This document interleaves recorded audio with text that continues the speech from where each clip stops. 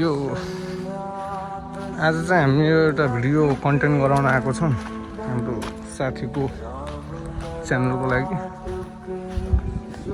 यो मन्दिरमा आएको छौँ हामी, तर कुन मन्दिर हो ठ्याक्कै मलाई नाम त थाहा छैन होइन, तर हामी मन्दिरमा आएको छौँ। तर दामी छ है मन्दिर चाहिँ। हाम्रो नेपालगञ्जको यो कान्तिताल जानुभन्दा अगाडि भनौँ कि राप्ती जाने बाटोतिर मन्दिर चाहिँ एकदम नयाँ आधुनिक डिजाइनमा। आधुनिक होइन, मठ मन्दिरहरू कहिले पनि आधुनिक भन्ने त हुँदैन, तर राम्रो छ। रमणीय वातावरण छ भनौँ, त्यो शान्त माहौल छ, बस्नलाई एकदमै रमाइलो फिल हुने माहौल।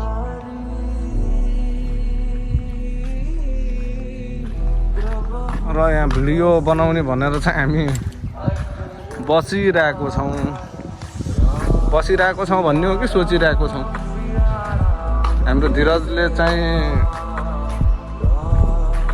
भिडियो अब के कन्सेप्टमा गराउने भनेर सोच्दै बसिरहेको छन्। मैले त्यही मौकामा चाहिँ गएर हेरिहालौँ न त एकपटक कस्तो छ हाम्रो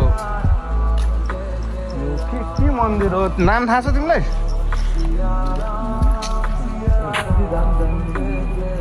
श्री राम जानकी श्री कालीमाई मन्दिर पनि लेखेको छ होइन, तर एकदम रमणीय वातावरणमा एकदमै। श्री राम जानकी मन्दिर स्थापित विक्रम सम्वत 2051 साल, म जन्मेको भन्दा कम्तीमा पनि त्यो 4-5 वर्ष 6 वर्ष अगाडि नै के अरे मतलब यसको भित्र जो धेरै नै छ भनौँ मन्दिरहरू, तर राम्रो छ ठाउँ चाहिँ।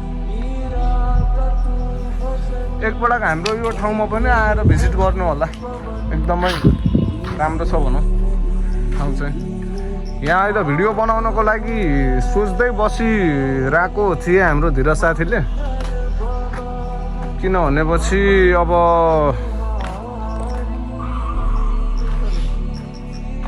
जाउँ ल। अब हामी चाहिँ जस भिडियो बनाउन गइरहेको छौँ।